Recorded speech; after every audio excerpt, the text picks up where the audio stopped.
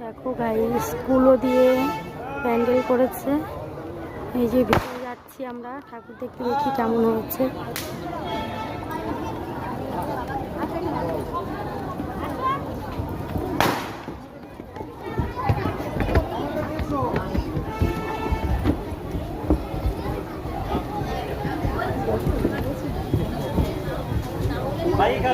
দেখো ঠাকুর,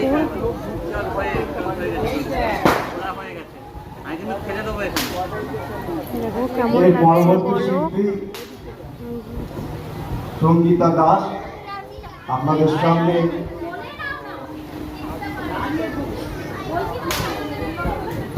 এর পরবর্তী শিল্পী সন্দীপা, ওনার মঞ্চে উঠছেন সঙ্গীত পরিবেশন করবার জন্য।